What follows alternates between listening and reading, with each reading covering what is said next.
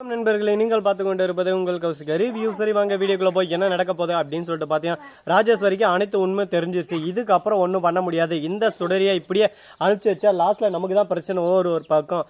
அது மட்டும் இல்லாமல் ரேணுகாவை கொண்டது நீதான்ற விஷயம் எனக்கு எப்படி தெரிஞ்சுன்னு பாக்குறியா? உன் வாயே உனக்கு எதிரி, நீயா பேசி நீயா மாட்டிக்கிட்ட. இதுக்கு மேல என்ன நீ உன் வழியில சிக்க வைக்கணும்னு சொல்லிட்டு நினைக்கவே முடியாது ராஜேஸ்வரி. இனிமே நான் என்ன சொல்றேனோ அதை தான் நீ செய்யணும். நான் சொல்றத தவிர்த்து வேற எதனா செஞ்சா அவளை அடுத்த செகண்டே கதிரேசன்கிட்ட போயிட்டு நான் உண்மையான ரேணுகால சுடரி தான் உங்க வீட்டுல யாரு உங்க பொண்ணை கொன்னது அப்படின்னு சொல்லிட்டு கண்டுபிடிக்கிறதுக்கோசரம் என்ன ஸ்பெஷலா அனுப்பி வச்சாங்க அப்படின்னு சொல்லிட்டு ஒரு புருடா விட்டு நீ தான் கொலை பண்ணதுன்னு சொல்லிட்டு உன்னை பத்தி எவிடன்ஸ் என் கையிலே இருக்கு பாத்தியா, கேமரா இதெல்லாம் ரெக்கார்ட் ஆகிட்டு இருக்கு. இது அப்படியே போயிட்டு அழகா நான் கதிரேசன்கிட்ட கொடுத்தா அடுத்த செகண்ட் உன் வாழ்க்கை என்ன ஆகும்னு நினைச்சுவாரு. அது மட்டும் இல்லாம விஜய்க்கு இந்த உண்மை தெரிய வந்துச்சுன்னா விஜய் உன்னை சும்மா விடுவாரா?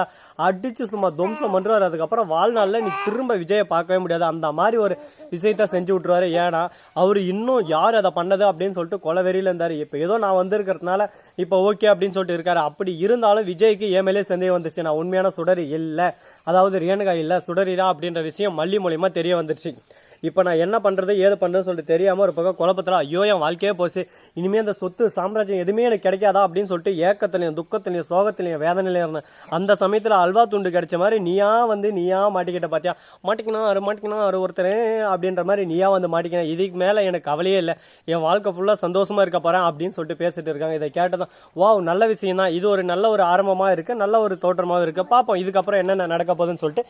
சரி இந்த மாதிரி எல்லாம் ஒரு பக்கம் போயிட்டு வந்தாலும் அதே சமயத்தில் மறுபக்கம் என்ன நடக்குது அப்படின்னு சொல்லிட்டு பாத்தீங்கன்னா கரெக்டா நம்ம வெண்பா இருக்காங்கல்ல அவங்க என்ன பண்றாங்க அப்படின்னு சொல்லிட்டு பாத்தீங்கன்னா மல்லியம்மா கிட்டே வராங்க. மல்லியம்மா இந்த மாதிரி ராஜேஸ்வரியும் மறுபக்கம் அந்த சுடரி இருக்காங்களா அவங்க பேசினது நான் கேட்டேன். ரெண்டு பேரும் ஒரு பக்கம் சண்டை போட்டு இருந்தாங்க. ரேணுகா அம்மாவை கொன்னது ராஜேஸ்வரி அம்மா கதை அப்படின்னு சொல்லிட்டு சொல்றாங்க. என்ன சொல்ற ராஜேஸ்வரி அத்தியா அப்படின்னு சொல்லிட்டு கேட்டேன்.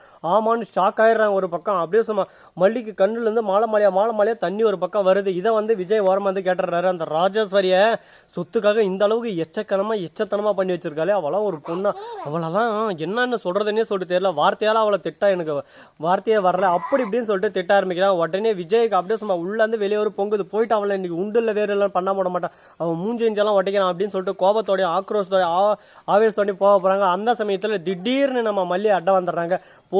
பொறுங்க எல்லா விஷயமும் இப்ப கரெக்டா நமக்கு தெரிய வந்திருக்கு. அது மட்டும் இல்லாம ராஜேஸ்வரி மறுபக்கம் சுடரி இவங்க ரெண்டு பேரும் இவங்களுக்குள்ள இருக்கிற விஷயத்த இவங்களே தீர்த்துப்பாங்க. தேவையில்லாம நாம நுழைஞ்சு இந்த விஷயத்த நம்ம பெருசா ஊத வேணாம், இருக்கட்டும். நமக்கு இப்போதைக்கு எந்த ஒரு பிரச்சனையும் இருக்காது. இவங்க ரெண்டு பேருக்குள்ள இவங்க போட்டி போறதுக்கே நேரம் சரியா போயிடும். அதுக்கப்புறம் நாம களத்துல இறங்கி நாம என்ன பண்ணணுமோ ஏது பண்ணணும்ன்றத யோசிச்சு வச்சு அதை நம்ம சிறப்பா பண்ணி ஒரே அடியா அந்த இடத்துல நாம மாஸ்க் காட்டலாம் அப்படின்னு சொல்லிட்டு சொல்றாங்க. நீ சொன்னது நல்லா தான் இருக்குல்ல, ஓகே இதவே பண்ணிடலாம் அப்படின்னு சொல்லிட்டு சொல்றாங்க. இதை கேட்டதை என்ன பண்றது ஏது பண்றது சொல்லிட்டு தெரியாம குழப்பத்துல குழம்பி போயிட்டு சரி ஓகே ஒரு பக்கம் ராஜேஸ்வரியும் மறுபக்கம் ரஞ்சிதமும் பிளான் பண்றாங்க. அந்த ரேணுகாவை இப்படியே நாம இருக்க விடக்கூடாது பேசிட்டு இருக்காங்க. ரஞ்சித் வந்து இதோ பாருங்க ரேணுகாவையே எப்படியோ ஒன்று பண்ணிட்டோம், அதே மாதிரி அந்த அதாவது சுடரி இருக்கால அவரையும் போட்டு தள்ளிட்டா என்ன, அவரை மயக்க மருந்து போட்டு அவளை ஒரே அடியா படுக்க வச்சிடலாம் அப்படின்னு சொல்லிட்டு சொன்னாங்க. இது எப்படி சாத்தியம்? அவள் என்ன கொண்டாந்து காசு வாங்க வரனால அப்ப நான் உருட்டு கட்டி எடுத்து வச்சிடலாம், வந்தா தலைக்காமல நங்குன்னு போட்டு அவளை சுயநினைவே இல்லாம பண்ணிடலாம், அதுக்கப்புறம் அவள் பழைய நினைவேல அரெஸ்ட் பண்ணிடலாம் அப்படி இப்படின்னு சொல்லி டைலாக் எல்லாம் படத்துல நடக்கிறதெல்லாம் இங்க பேசின்னு இருக்காது. இதெல்லாம் எப்படி நம்ம வாஸ்தவமா எடுத்த முடியும் சொல்லி பார்க்கலாம். ஒரு லாஜிக் வேணாம். படத்துல ஏதோ சொல்லுவாங்க அப்படி பண்ணிட்டேன் இப்படி பண்ணிட்டேன், இன்னைக்கு மறந்துட்ட மாட்டேன், இன்னைக்கு நினைவுல இருக்கிறத மறக்க வச்சிருவோம்னு சொல்லிட்டு. ஆனா அதெல்லாம் ரியாலிட்டி லைஃப்ல பார்த்தா டோட்டலா தான் அரெஸ்ட் ஆகும். அதனால அது தேவையில்லாத ரிஸ்க் நமக்கு தான் அப்படின்னு சொல்லிட்டு சொல்ல ரிஸ்க பாருங்க ருஸ்க பாருங்க. 3 லட்சத்தை விட்டு எறிஞ்சுனா அவளோட பிரெயின்ல இருக்கிற எல்லாத்தையும் அரெஸ்ட் பண்ணி விட்டுறாங்க. அதுக்கப்புறம் நான் யாரு அப்படின்னு சொல்லிட்டு திரும்ப பழையபடி ஆரம்பிக்குவா. அதுக்கப்புறம் நம்ம வாழ்க்கையில சந்தோஷமா ஒரு பக்கம் எந்த ஒரு பிரச்சனையும் இல்லாம இருக்கலாம். நம்ம ரகசியம் நம்ம 2 பேருக்கு மட்டும்தான் தெரியும். மறுபக்கம் அந்த ரேணுகாவுக்கு தெரிய வந்துச்சு. ரேணுகாவே இல்லாம போயிட்டா எப்படி அப்படின்னு சொல்லிட்டு நம்ம ஐடியா கொடுக்குறாங்க. நம்ம ரஞ்சிதம் ஒன்று வேற மாதிரிமா எப்படிமா உனக்குள்ள இந்த மாதிரி ஒரு பக்கம் திறமை இந்த மாதிரி ஒரு பக்கம் எல்லாமே வந்து இப்படியெல்லாம் யோசிக்கலாம் அப்படின்றது உனக்குள்ள தோணி இருக்கு பார்த்தியா. இது ஒரு பாராட்ட வேண்டிய விஷயம்னா இதுக்கு ஒரு கிளாப்பை போட்டுட்டுருவோம். சரி இப்படியெல்லாம் ஒரு பக்கம் போயிட்டு இருந்தாலும் அதே சமயத்தில் மறுபக்கம் என்ன நடக்குது அப்படின்னு சொல்லிட்டு பார்த்தீங்களா நம்ம கதிரேசன் இருக்காரு. அவரு என்ன பண்றாரு அப்படின்னு சொல்லிட்டு பார்த்தீங்கன்னா விஜய்க்கு ஃபோன் பண்றாரு. இந்த மாதிரி என்னைக்கு விஜய் மல்லிக்கு வந்து செட்டில்மெண்ட் கொடுக்கலாம்னு சொன்னேன், நானே செட்டில்மெண்ட் கொடுக்குறேன், ஏன்னா என் மேலே தான் தப்பு, என்னோட தவறால் தான் மல்லி உன் வாழ்க்கைக்குள்ள வந்தா, ஏன்னா நான் என் பொண்ணு இறந்துட்டா என் பொண்ணை கொண்டது நீ தான் சொல்லிட்டு தவறா புரிஞ்சுக்கிட்டு உன் மேலே தேவையில்லாத ஒரு பக்கம் வதந்திய பழப்பிக்கிட்டு உங்ககிட்ட சண்டை போட்டு தான் இந்த பிரச்சனைக்கு எல்லாம் காரணம். அதுக்கு நானே தீர்வு கொடுக்குறேன். அவளுக்கு தேவையான அமௌண்ட் சொத்தாவனா இருக்கட்டும் ஒரு 30 லட்சமான இருக்கட்டும் எல்லாத்தையும் கொடுத்து செட்டில்மெண்ட் பண்ணி விட்டுறலாம். இதுக்கு மேலே அந்த லைஃப்ல அவள் வேணாம், நீயும் என் பொண்ணும் மறுபக்கம் என் பேத்தியும் சந்தோஷமா வாழணும், அதை பார்த்து நான் சந்தோஷப்படணும் அப்படின்னு சொல்லிட்டு பேசினிருக்காங்க. நீங்க சொல்றது எல்லாமே வாஸ்தவம் தான், ஆனா அதெல்லாம் கொஞ்சம் டைம் எடுக்கும். எடுத்தோடனே வெண்பா கிட்ட மல்லியம்மா வேணாம்னு சொல்லிட்டு என்னால் சொல்ல முடியாது. வெண்பாவோட வாழ்க்கையை நான் பார்க்கணும். நீங்கள் உங்கள் பொண்ணோட வாழ்க்கை எப்படி முக்கியம்னு பார்க்குறீங்களா, அதுபடி என் பொண்ணோட வாழ்க்கை முக்கியம், அதையும் நான் பார்க்கணும்ல. சைலண்ட் ஆகணும். இப்படி தாங்க ஒரு பக்கம் போயின்னு இருக்கு. சரி, இந்த மாதிரி எல்லாம் ஒரு பக்கம் போயின்னு இருந்தாலும்